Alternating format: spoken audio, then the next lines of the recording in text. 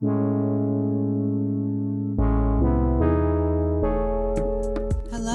and welcome to Season 2 of Lightwork Presents Everything is Connected, where we share inspiring stories with artists and art professionals on a wide range of topics, including race, work ethics, inspiration, and the ways in which art influences and is affected by culture. Join us as we continue the journey of sharing the interesting and inspiring stories of some of today's hottest artists and art professionals in the industry. Let's go!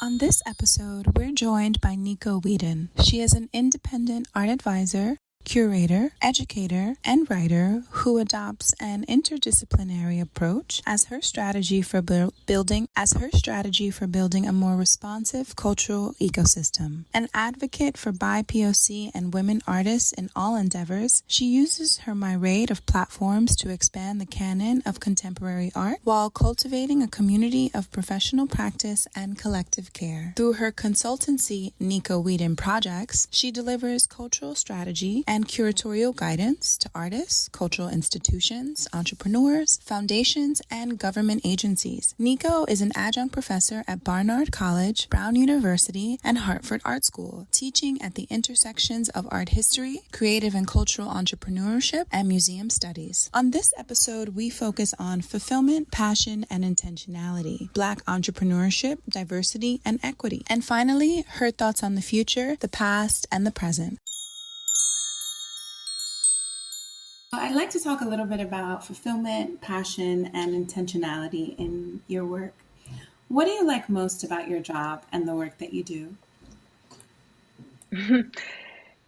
That's a tough question for me, mostly because I do a lot of different things. And I think the older I get, the more comfortable I am with that, the more comfortable I am with the fact that not everything I do brings me the same joy and the same fulfillment collectively. As a practice, it's exactly where I want to be. The crux of that is my love for people. I am a people person through and through. So I love working directly with artists and with communities, and I get to do that, through my curating and through my programming. Oftentimes my function is really, and I say function not as kind of a service, but more as where I know that I add value is in serving as a bridge between artists and communities. I would say as an educator, I love working with young people. I still describe myself as a young person, even though I'm almost 37. So that includes the high schoolers that I work with through kind of museum education, right up to emerging artists in the MFA program that I teach at Hartford Art School. Young learners excite me, and I learn a lot from their questions and from the things they choose to resist in terms of practices. All of that brings me fulfillment. I think the last piece is that I'm a builder. I love getting my hands dirty. I love taking an idea from its messiest stage and building it into a project. And so I think recognizing creativity is the tool that allows for that to happen. And so I find joy in all of that. What do you believe led you to a career in the arts? I'm an Aquarius. And people always, when I tell them what I do and what I'm interested in, and then I tell them that I'm an Aquarius, they're always like, oh, that makes perfect sense. And I'm like, okay, I don't know what that means. The more I research and the more I look into it, I realize that by nature, I'm an innovator and I'm an eccentric and a creative and a free spirit. And that's a quality that I've possessed since before I can remember. All of that leads me to creativity and to artists. I'm also the daughter of a photographer and of an engineer. And I think of both of those as creative practices that I was exposed to really early on in my life. As a young person, I moved around a lot. So I've lived in like 5 countries, and here within the States, I've lived in 7 different states. I've had a unique opportunity to engage in different but connected cultures and to really learn from those. And I think in each instance, I definitely landed in creative communities and artistic communities.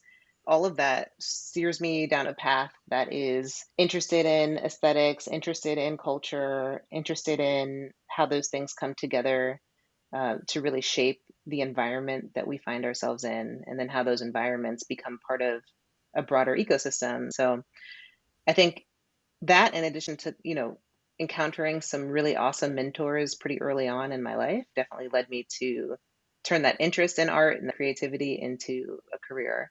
I love that. And I feel like I want to tap a little bit deeper into you speaking about places that you'd lived as a young girl growing up, Mm-hmm. living in different countries. I think that that really changes one's perspective about the world. You just get to see so many things, your level of exposure, it just changes you. Can you speak a little bit more about that? Yeah. I was born in Redwood City, California, and very promptly my family moved to Paris, France, where I lived until I was about 5 years old. We weren't French, we were Americans living in France. I went to the American School of Paris, where I left with a British accent because all my teachers were English.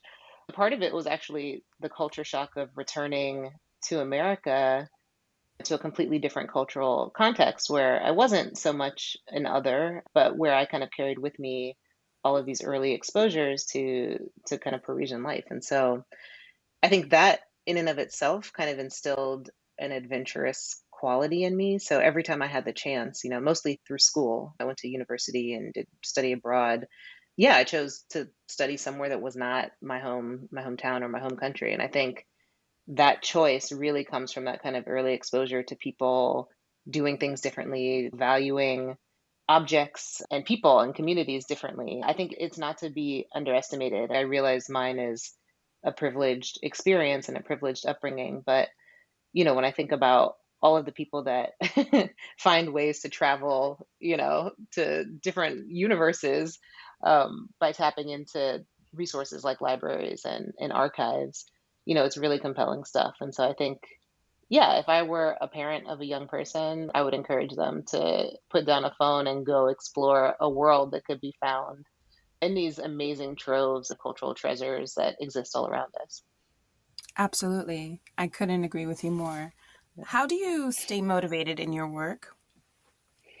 Yeah, so motivation's like not my problem because I'm an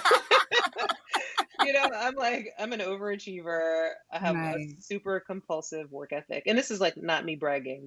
I see these as faults. So yeah, I think my challenge is actually in kind of affecting and maintaining a work-life balance. In general, conversation fuels and motivates me. I was talking to someone about this the other day. I'm a child of the 80s, and so I love talking on the phone. It's like one of my favorite things to Yeah, do. me Yeah, too. it's like sit in the hallway with the phone and the cord, and just talk For as long as you hours. can. Exactly. And so I really value that. Zoom is not it, it's like that's like No, like what is Zoom? I'm sorry, but what is Zoom? no, I'm it's too used to the much. telephone. It's too much. But I could talk on the phone for hours, and most of my best friends have something similar about them where that isn't like a thing that puts them off about me. We find motivation in those conversations, and we're constantly learning from each other and how we respond to each other. So if there is something in your work that sort of requires a little bit of extra input or effort, and it's not motivation because you're highly self-motivated, what is that thing for you? I think it's just those conversations. Part of Right. how I arrived at building a company with my life partner, now business partner, is that that's all we do. Like we don't have a down moment in our home. We're sitting at the kitchen table talking about what we want to build, and I draw energy and motivation from those conversations. And I should say he is a chemist by training, but like a super analytical scientific thinker, which is like the opposite of me. And so part of it is not just conversations, but it's conversations with people who bring something different to the table. I think really kind of getting into these spaces that are interdisciplinary or that allow people to kind of push outside what they think they know is the most exciting thing to me. How would you say that in your work and in the way you approach your work, do you bring a sense of intentionality to what you do? I think part of it is I'm a listener, so I start by listening. And I'm a learner, right? I listen a lot and then I learn from what I hear and I process all that before I set about actually doing anything. But I would say that when I start really to get down to the work, regardless of what it is, because, I curate, I write, I teach, I do all sorts of things. In all instances, I start from a place of values, which I think oftentimes are kind of like my personal values and ethics, but are super present in the culture, right? So it's not kind of a individualized exercise. It's really like, what is the purpose of this? What is the impact that this will have? Who is it for? Why does it matter? Does it matter? I think starting from that place really allows for me to identify the intent behind what I'm doing, but also to identify potential partners and collaborators. So I very rarely start with like, this is what I want to do. And I'll start with a question, right? Which is like, why is this important? And is this important to you? And that can usually generate a really fertile ground for future conversations that might become something, but it might not. Sometimes you prove yourself wrong when you actually work through the value proposition. I want to talk a little bit about Black entrepreneurship, diversity, and equity within the art industry, and ask, how have you seen the art industry change over the years that you've been working in the field? That's a tough one. Maybe I'll pick some low-hanging fruit first. I'm like, has it changed? I don't know. Right. I think as someone who's really concerned with language and, accessibility, I think in general, institutions, especially museums, have become more direct in their language. I see part of that as like the influence of departments beyond curatorial, right? And this is not a critique of a curatorial process, but it's to say that when education and programs and communications are at the table, I think there's a different kind of approach to language, which can be a bit more concrete and potentially educational over conceptual, say. More and more you see descriptions for individual works of art, for exhibitions, describing what type of experience someone might step into that are super direct. And they're like, this is what this is what we hope, you find in this experience. This is what we can't promise you. And I think that that's really the power of the kind of lens of DEAI and how that's been placed over most functions of museums. And so really wanting, everything to be accessible and inclusive. That's an observation that continues to surprise me because I'm so used to reading a thing and being like, what the hell? What was that? I also think that the art world in its own way is trying to take on reparations. We hear a lot about this in terms of deaccessioning work to make more space in permanent collections so that those collections can then be more representative of folks that are actually making work today. It's complicated because it's like, okay, so you're going to put more women in your collection, but who are you collecting that work from? And how are you defining woman?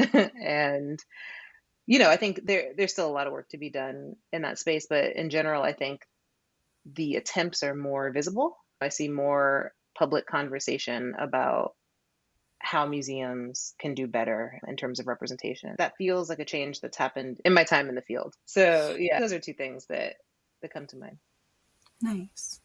What changes do you think we need to continue to see the art industry improve?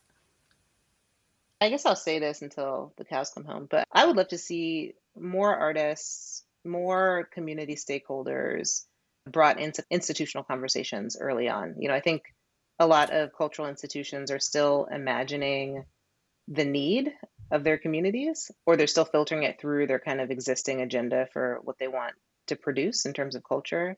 But I think a much more progressive and sustainable approach would be like, okay, well, let's have those same artists that we serve and those same communities that we serve at the table as we're deciding what we're doing and why, so that we're actually addressing an articulated need that can be fully unpacked and understood. And I keep saying it, but it just feels so simple, right? Like, don't assume that you know what somebody needs without asking them. And I think there is a fear around what might be learned by inviting folks to have a seat at your table. And then being accountable to doing something about what you learn. So yeah, I would love to see those types of changes take place, the kind of day-to-day, everyday practice of inclusion. Right. But if it's a day-to-day, everyday practice, one has to be committed. Yeah, no, that's right. And because it involves somebody directly, there's accountability. And so the second your commitment wanes, someone's going to call you out. And so how do you deal with being called out, is the other piece. Right. Definitely. Yeah. In your opinion, I think this is just a continuation of the same question, but in your opinion, are the major players, the big galleries and the institutions that hold so much power, are they doing enough to facilitate change today? I'm going to group them all together, even though that's not fair, and say no. I think there are some. As a collective. Yeah, like as a field, no. So yeah, I think in general, like galleries, museums, cultural institutions are catching up, and even culturally specific institutions are as well. So I really do include everyone in this. But yeah, I think that there's this myth of institutional voice needing to be apolitical, and that the institution could never make a statement, in support of Black lives, right? But artists can. So let's put up an exhibition which deals with that content, or let's hire a writer, to create a catalog essay that explores the content. But the institution itself very rarely makes political statements. And so I think that is a problem. I think people look to institutions for all sorts of things. And I think that they really need to become leaders in that conversation and not just a platform for the voices of others. And I think this goes back to what I kind of just described as like fear, right? And so I really like break it down. I'm like, okay, well, I see why you're scared, because you're worried that if you make this political statement, then XYZ trustee or board member or grantor might have cause for concern, and that's going to like mess your whole thing up. But yeah, I think we're at a place where those types of risks need to be recalculated and just better managed, because I think we're realizing that the status quo is not working and that people are expecting change. And it's part of why I even got involved with institutions. I've oscillated back and forth between being an independent and working within museums and other cultural institutions, is the platform and the resource. Part of what I imagine would really need to happen is that resources would need to be reallocated, right? And the platforms would need, and the professional attention would need to be reallocated. And that's the power of institutions. And so, yeah, I think, no, they're not doing enough. They're responding to the change, but they're not driving the change. And my hope would be that we could all look to our institutions to drive the change. I love that distinction. It's so, so important. Yeah, Institutions hold so much power, and when they yield it for good, they can make great change that really creates a wave and a ripple in our society. But when they exactly. don't, when they don't, you think, why are you here? Right. If your purpose, what is your purpose? What is the reason? So I love that distinction. I want to talk a little bit about Black ownership and just ideas of how that can be a driver of change. And so what are some of your thoughts on Black ownership and entrepreneurship within the art world? I'll remove Black from my definition here, but when I think about entrepreneurship in general, I think about risk, I think about experimentation, I think about creativity.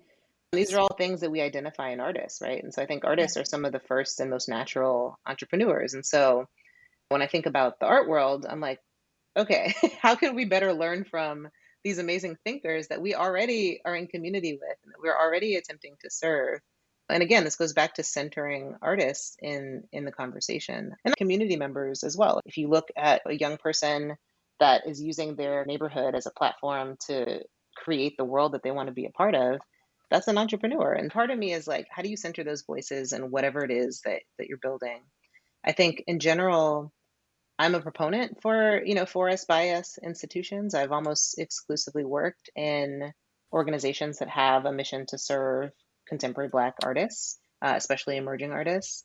And so in general, I encourage people to create the spaces that they want to be a part of if they don't exist, while also working to open up those existing spaces to more people, right? And so in general, my thoughts on Black ownership is that, like, yes, let's own everything.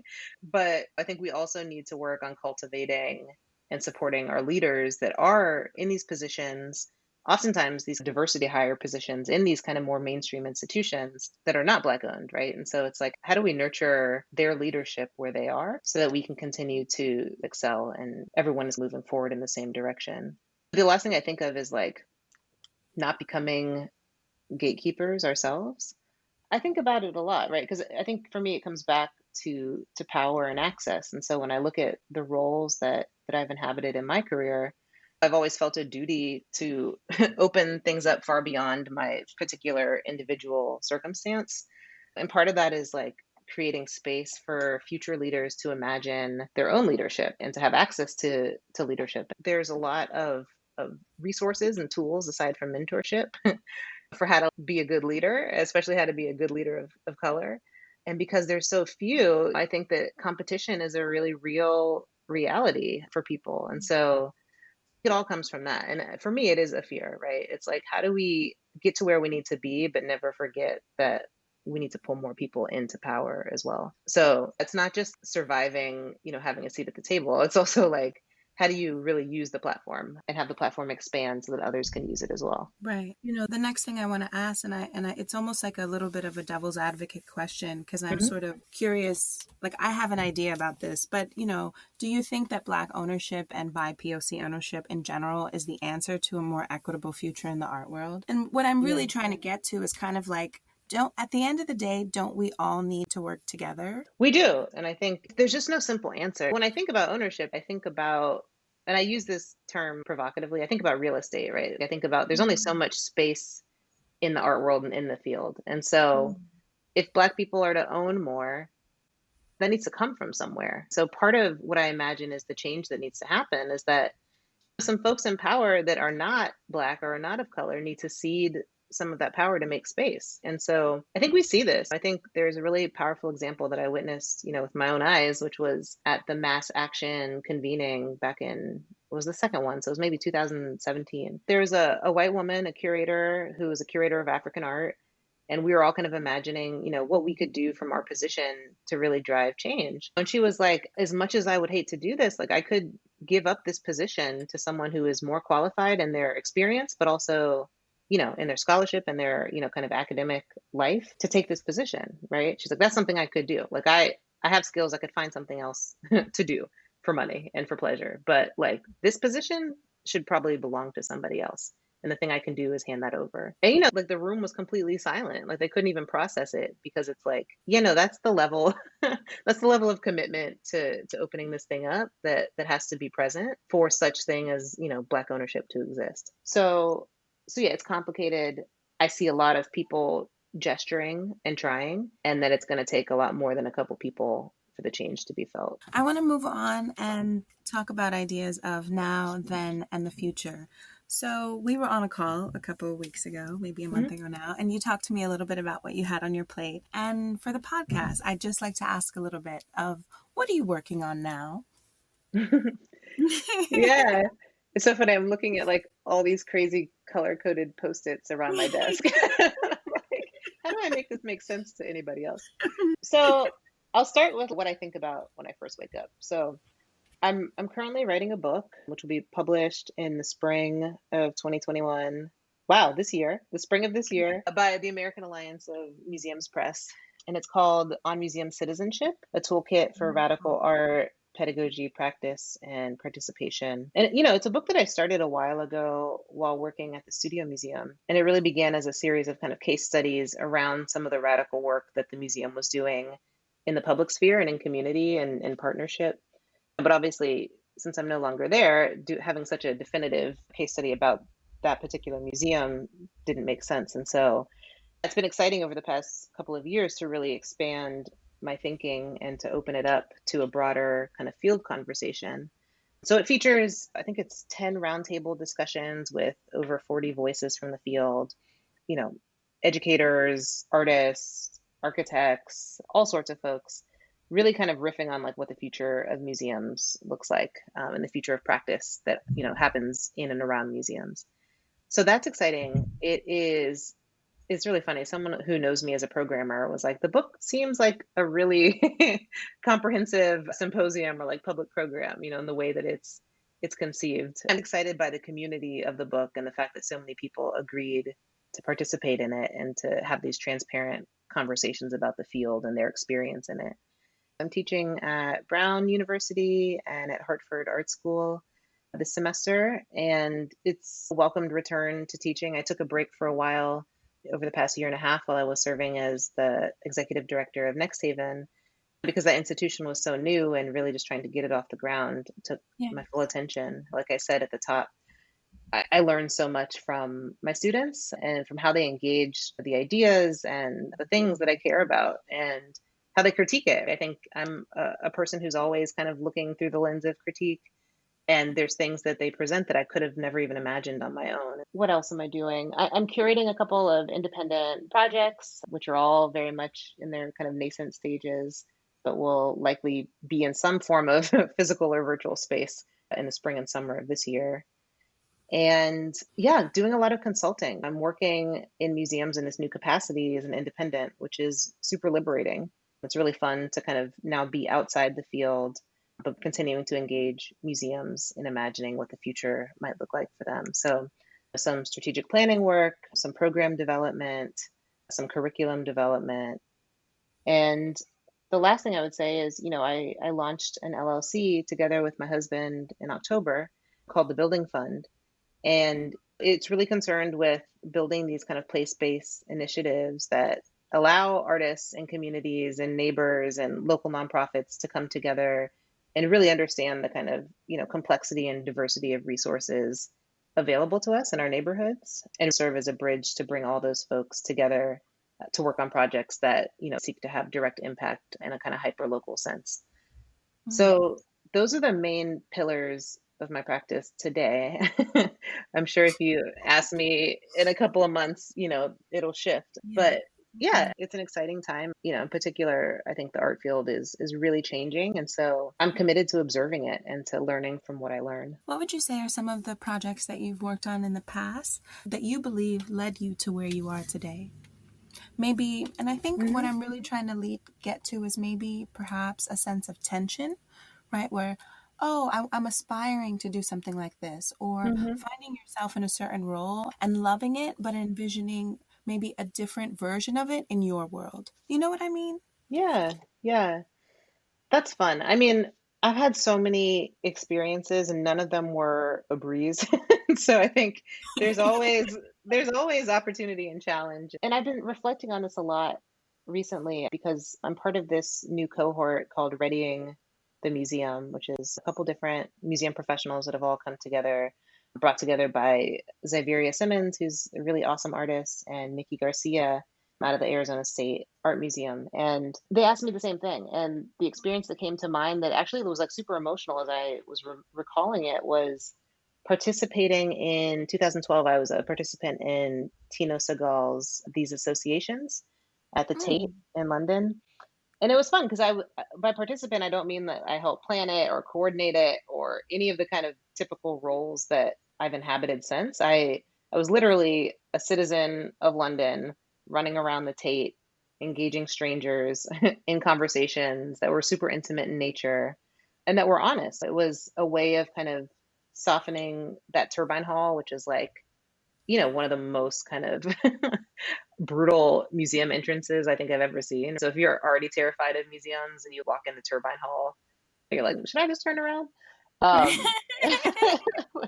if I fall, I'm gonna break every bone in my body. It was an interesting challenge. It was probably the moment at which I decided that I was most interested in what citizenship, within and of museums looks like and how folks engage not just art and exhibitions and content, but each other, in a space that's designed to be about both education, but also self-discovery, right? And so, yeah, I learned a lot about myself in that project. I learned a lot about the fellow participants and the difficulty of, being transparent and vulnerable and intimate with strangers in a museum setting.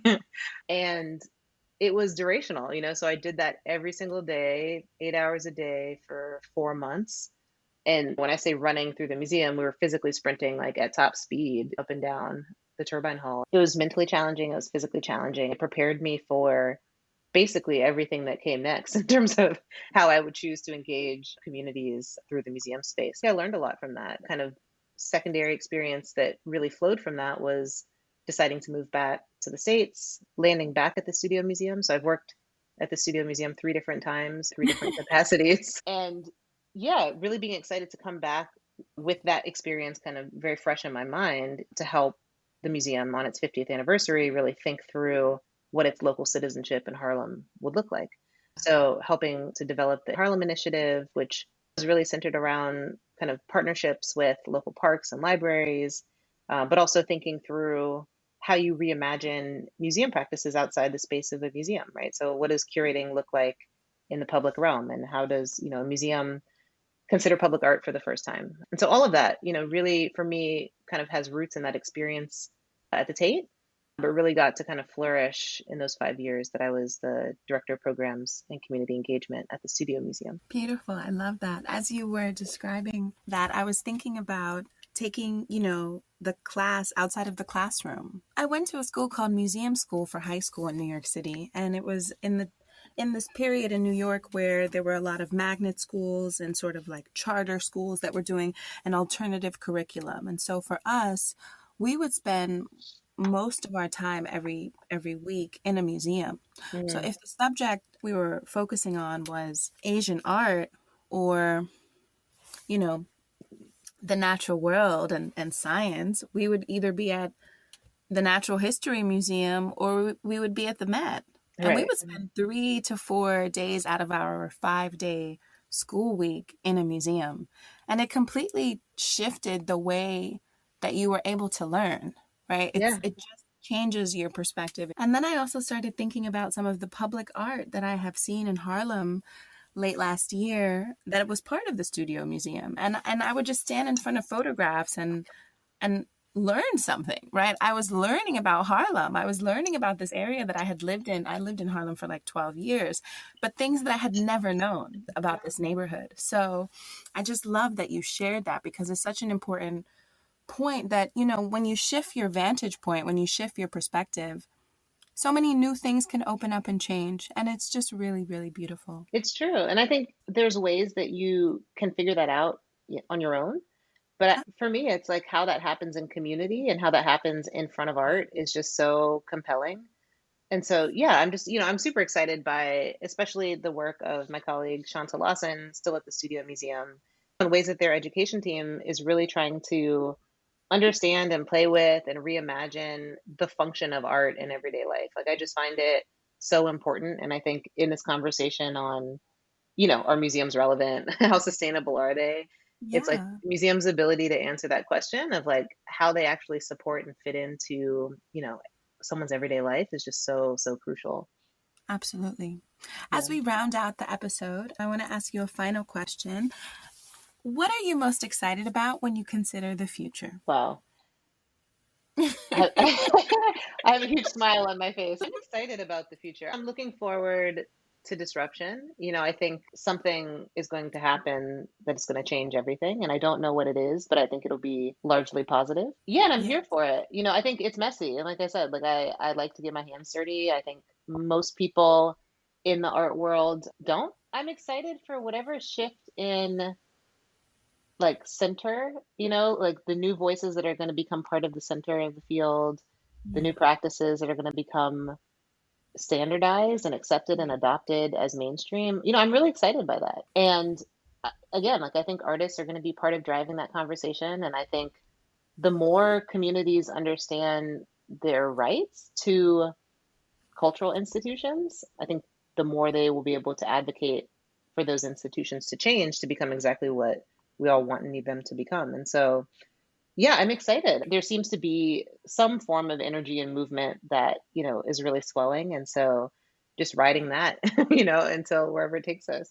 Absolutely. Absolutely. Well, this has been such a good episode. I can't wait to share it. Thank you so much. Thank you. Thank you. No, this is really fun. I appreciate the opportunity to speak with you. Same here. Just to share space and time with you has been really lovely. Thank you. Well, good luck with everything. And, I've been tuning in. You have many of my friends in your archive. So I appreciate the work you're doing. Yeah. I love to hear that. Yeah, I think season 2 is also just going to be more fun, more good vibes, good conversation. So thank you again. That was our episode with NICO WHEADON, the art advisor, curator, educator, and writer whose work is deeply rooted in her love for people and community. I want to give a big shout out and a thank you to NICO for sharing her insights, ideas, and the central themes she explores in her work as a practitioner of the arts. And it's a wrap, folks. That's our episode of Lightwork Presents Everything is Connected. Conversations on culture and current events with some of today's hottest creative contemporaries. These episodes were recorded in between New York and Miami over the past 6 months and reflect the times we are living in, while also adding some commentary to the social, cultural, and political issues of the past year. I'm your host, Folasade Ologundudu, and we'll see you next time. As always, stay motivated, stay inspired, and stay up. Peace and love, y'all. We out.